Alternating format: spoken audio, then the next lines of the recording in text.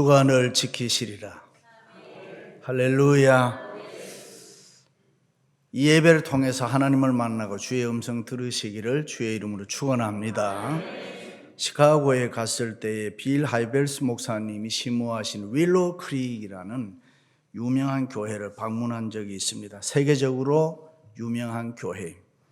그 목사님의 아버지는 부자였다고 합니다. 자녀들에게 여행을 많이 시켜주었다고 합니다. 유럽을 비롯해서 여러 곳을 다니게 했는데 어느 날 브라질 리오데자네이루에 갔을 때에 경치가 좋은 뷰가 있는 아주 아름다운 식당에 들어가서 식사를 하는데 중년의 어느 부부가 옆에 앉아서 대화를 하는 것을 듣게 됩니다. 여보 좋지요? 너무 아름답지요? 사랑해요? 계속 좋은 얘기를 하는데 부인이 저도 행복해요. 그래요, 너무 행복해요. 그것을 보고 마음의 도전을 받습니다. 하나님, 인생의 목적이 먹고 사는 것이 아니지 않습니까? 사명이 있어야 되지 않습니까? 그리고 신학교에 들어가서 공부를 하면서 사도행전적인 초대 예루살렘 교회에 대한 비전을 가지게 됩니다. 그리고 교수 목사님에게 찾아가서 내가 이런 비전을 가지고 있으니 목사님 기도해 주세요 하면서 안수 기도를 받습니다. 그리고 그런 교회, 그런 목사가 되는 것입니다. 동물은 본능에 이끌려서 사는 존재입니다. 그러나 사람은 생각하며 사는 존재입니다. 그게 사람과 동물의 차이입니다. 그런데 육체적 본능으로만 살아간다면 그는 언제나 동물적 수준밖에 안 되는 것입니다. 그러나 생각을 먼저 하고 그 생각에 따라서 자기 모든 것을 복종시키는 사람은 그를 바른 인간이라고 할 수가 있습니다. 생각이 없다면 편안하기는 하겠지만은 그것은 동물적 평안인 것입니다. 인간에게는 생각이 있기 때문에 때로는 행복하기도 하고 때로는 불행하기도 합니다. 그것이 본래의 인간의 모습입니다. 그러므로 무슨 생각을 하느냐, 내가 세상 살아가는데 어디에 관심을 두고 사느냐, 거기에 따라서 가치관이 달라지고 인생관이 달라지고 생의 목적이 달라지는 것입니다. 그런데 오늘날 많은 사람들이 목적이 될 수 없는 것을 목적 삼고 아무 소용이 없는 시시한 일에 너무 집착하고 쓸데없는 일에 너무 많은 신경을 쓰고 살아갑니다. 때로는 머리가 아프도록 몸이 병들어서 자리에 드러눕도록 마음을 쓰고 애를 많이 쓰는 경우가 있습니다. 그러면 소위 아이덴티티 크라이시스, 정체의 위기가 찾아오는 것입니다. 뒤늦게 생각해 보면 모든 게 다 쓸데없는 일이고 지나고 나서 보니까 후회합니다. 그렇다면 얼마나 불행한 일입니까? 그렇습니다. 우리는 목숨 걸고 생명과 바꾸어도 후회할 것이 없는 그만한 가치에 관심을 두고 살아야 될 줄로 믿습니다. 바르게 살아야 됩니다. 바르게 믿어야 되는 것입니다. 바르게 살기 위해서는 하나님을 바르게 분명하게 믿어야 합니다. 내 인생의 목적은 교육으로 얻어지는 것도 아니고 돈이나 건강으로 얻어지는 것도 아닙니다. 그것은 오직 예수 그리스도를 통해서만 인생의 바른 목적을 찾을 수가 있습니다. 다시 말해 신앙의 문제가 해결되지 않으면 인생의 모든 문제가 해결될 수 없다. 신앙의 문제가 먼저 해결되라. 우리가 잘 아는 아브라함은 인생의 주인인 창조주 하나님을 잘 믿었습니다. 어떤 하나님입니까? 죽은 자를 살리시는 하나님, 없는 것을 있게 하시는 하나님, 불가능한 것을 가능하게 만드시는 하나님을 믿었습니다. 그래서 그 하나님 잘 섬겨서 영육의 부자 거부가 됐습니다. 그리고 많은 사람들을 축복하는 믿음의 조상으로 살았습니다. 할렐루야. 세월이 너무 빠릅니다. 머뭇거릴 시간이 없습니다. 얼마나 빨리 지나가는지요. 대학생들에게 가장 추하지 않고 죽을 수 있는 나이가 몇 살인가 물었더니만 60세라고 대답했다고 합니다. 60만 살고 죽으라는 거지. 나쁜 놈들이지. 근데 이게 60이 넘은 사람들이 얼마나 많이 살고 있는데. anyway, 인간은 누구나 하나님을 기쁘시게 하는 사명을 감당하면서 살아야 합니다. 가치 있는 일을 해야 됩니다. 그 사명을 충성되이 감당할 때에 교회와 성도들은 하나님 기쁘시게 하고 옆에 있는 사람들에게 복된 인생이 될 수가 있습니다. 그렇게 살기 위해서는 희생이 따라야 합니다. 때로는 눈물과 아픔, 고통과 고난의 삶을 우리가 살아야 됩니다. 특별히 조국을 떠나 어려운 이민생활을 하는 사람들 중에는 낙심하고 방황하는 사람들이 많이 있습니다. 삶의 의욕을 잃어버리고 실패하여 넘어져 있는 사람도 많습니다. 상처 입은 사람, 버림받은 사람도 많이 있습니다. 그러므로 그들을 위하여 교회와 성도는 힘써야 할 일이 있습니다. 그게 뭡니까? 첫째는 약한 자를 도와주어야 합니다. 믿음이 강한 우리는 마땅히 믿음이 약한 자의 약점을 담당하고 했습니다. 이 세상에는 모든 사람들이 다 약점 가지고 있습니다. 믿음의 세계도 그렇습니다. 지위 고하를 막론하고 종류가 다르고 정도의 차이는 있지만은 약점 없는 사람이 없습니다. 다 있습니다. 못하는 단점들을 다 가지고 있습니다. 모든 일을 다 잘할 수는 없습니다. 그래서 성공할 때는 고난을 생각하고 우리가 겸손해야 됩니다. 잘 살 때는 이웃의 어려움을 이해하고 도와주어야 합니다.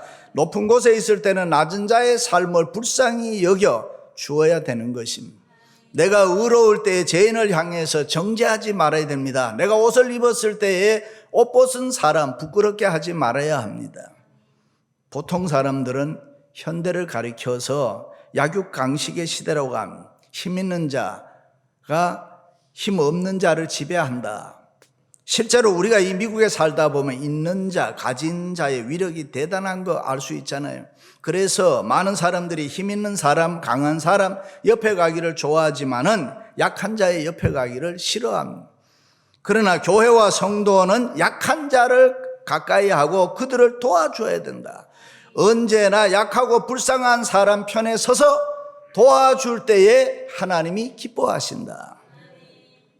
일찍이 성경에는 고아와 과부처럼 가난한 사람, 외로운 사람, 불쌍한 사람 그 편에 서서 너는 도와주어라.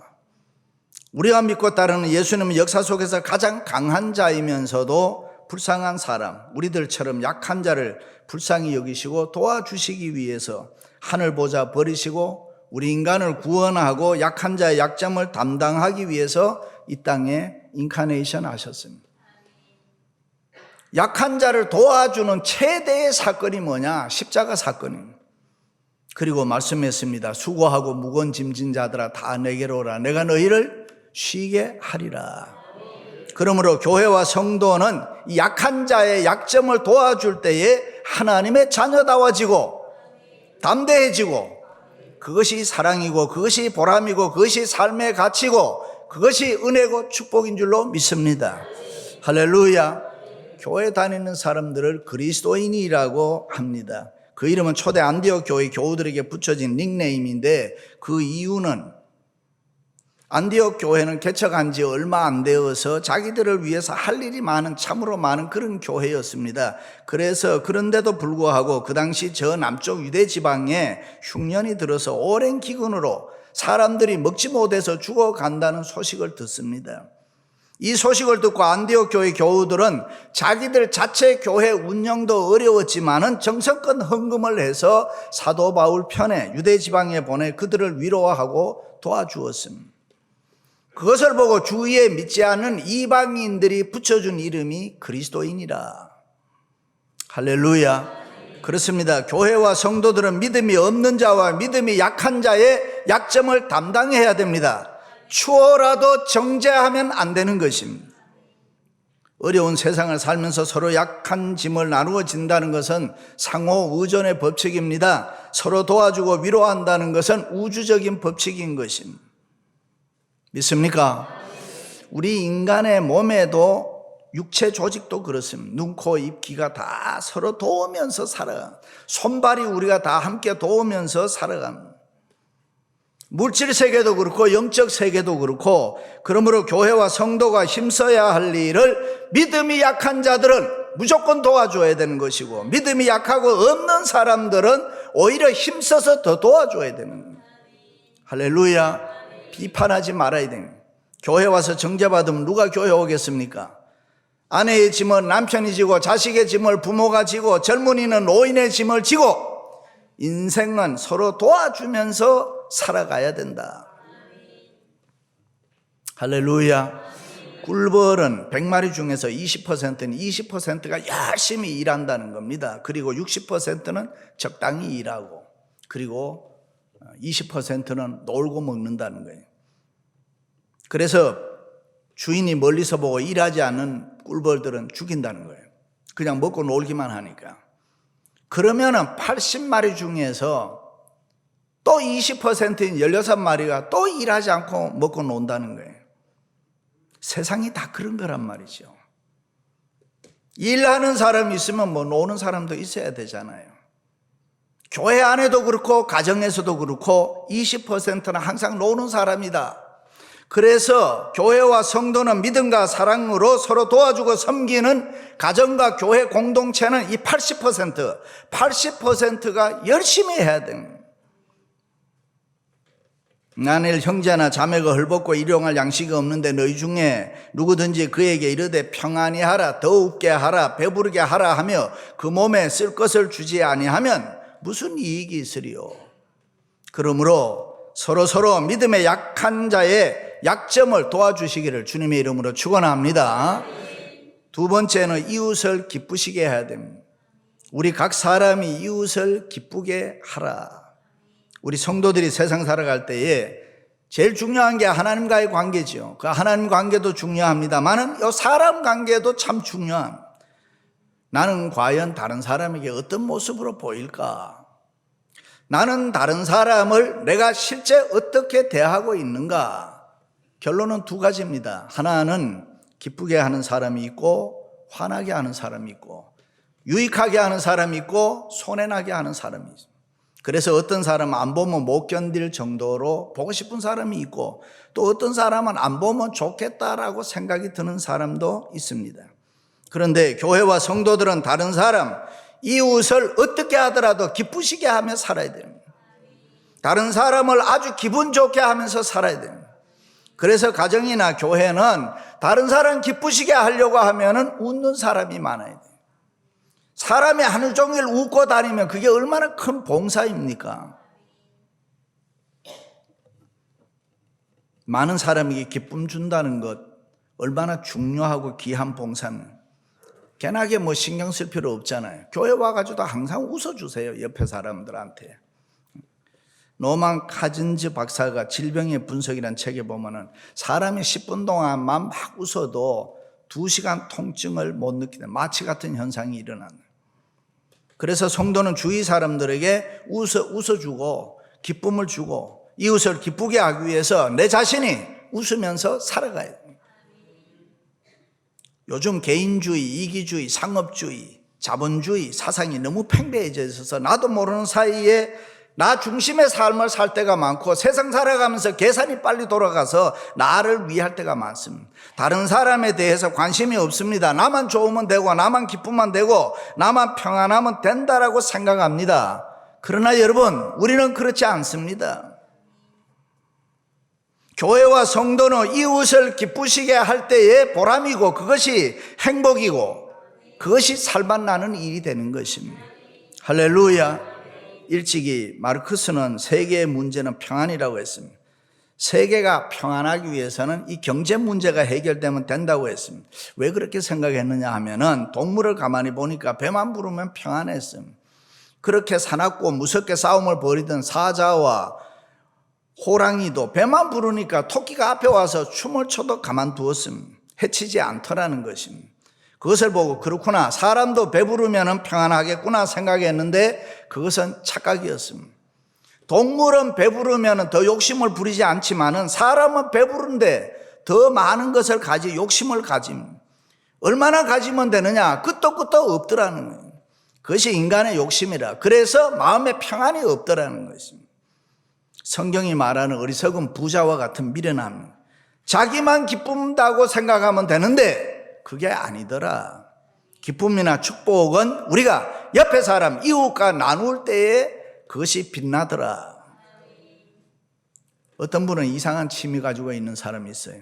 다른 사람이 못 가진 거 자기가 꼭 가져야 되고, 또 내가 가진 것을 다른 사람이 가지면은 배 아파서 못 견디는 분들이 있어요. 특히 어떤 여자분들 중에는 이래저래 돈 모아서 옷 한 벌 예쁜 거 사 입었는데 그만 다른 사람이 똑같은 옷 입고 있으면은 기분이 나빠서 못 입겠다는 거예요. 웃겨요.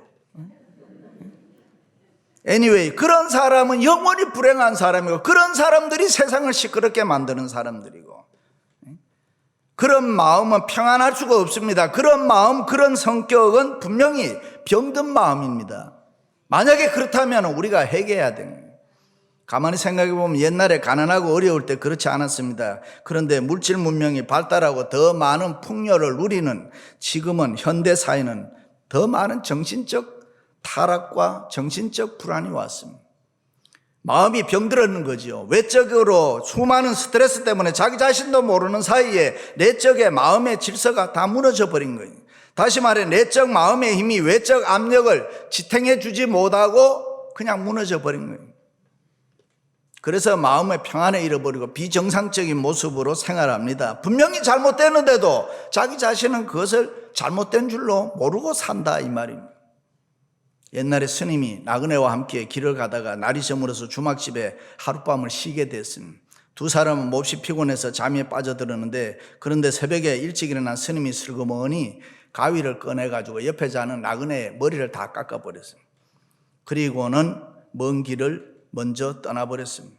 얼마 후에 나그네가 일어나 보니 같이 자고 있던 스님이 없어졌습니다. 그런데 그의 머리가 좀 이상해서 자기 머리를 만져보니 머리카락이 모르고 다 잘려버렸습니다. 그때 나그네가 하는 말이, 스님은 여기에 있는데 나는 어디 갔나. 오늘 우리는 급변하는 바쁜 세상에 살면서 때때로 자기도 모르는 사이에 나를 잃어버리고 나인 체하고 속고 살고 있는 거예요. 신앙생활도 그렇습니다. 오늘날 수많은 사람들이 교회 찾아와서 신앙생활 합니다. 그런데 그 신앙의 표준과 상식이 흐려져 버렸습니다. 내가 어떤 신앙, 어떤 믿음이 좋은 믿음이고 내가 어떻게 믿는 것이 하나님을 정말 잘 믿는 것인가 잘 모릅니다. 그러다 보니까 자기 마음대로 합니다. 하나님의 생각보다 자기 생각이 앞설 때가 많습니다. 그래서 믿는 성도가 믿지 않는 세상 사람보다 더 악할 때가 있고, 똑같이 염려하고 근심하고 걱정하며 살아갑니다.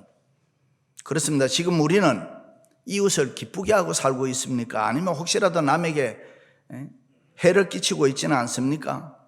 남에게 은혜를 정말로 끼치고 있습니까? 여러분들 이웃을 기쁘시게 하며 살아가시기를 주님의 이름으로 축원합니다. 할렐루야.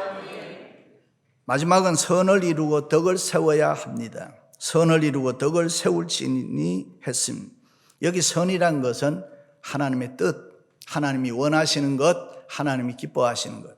덕이란 자기를 낮추고 옆에 있는 남을 높여주는 것, 그것을 덕이다 그래요.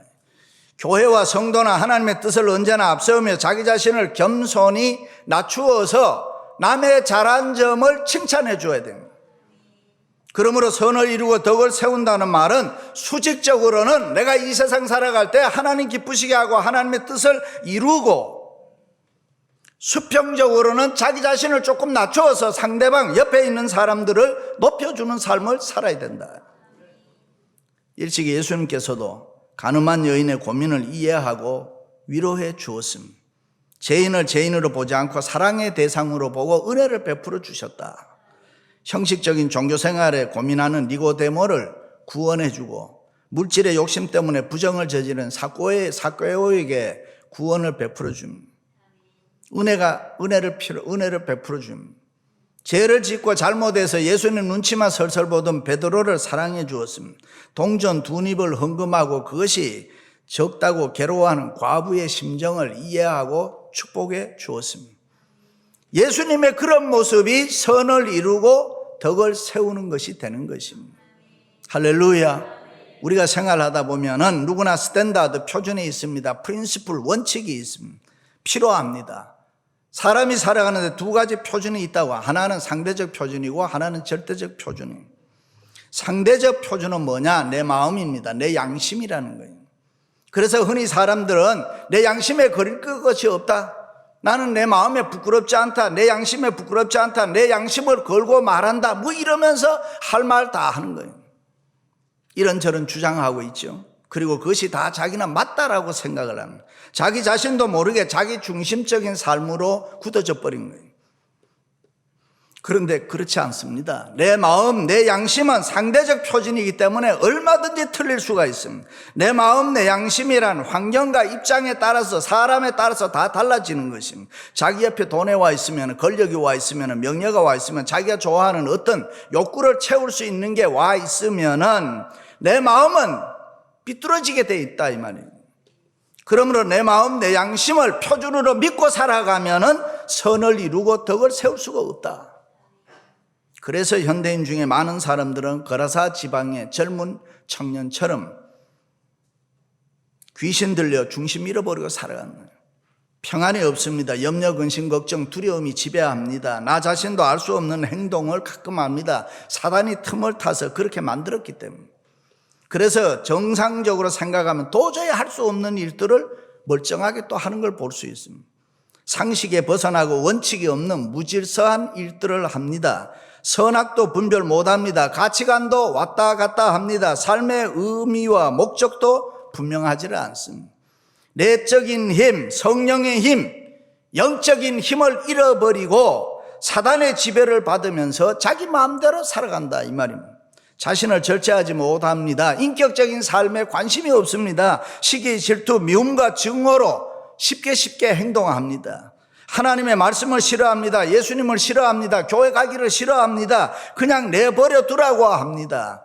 교회 생활도 대충 신앙생활도 그저 그렇게 하면 된다라고 생각합니다. 그러나 절대적 표준이 있습니다.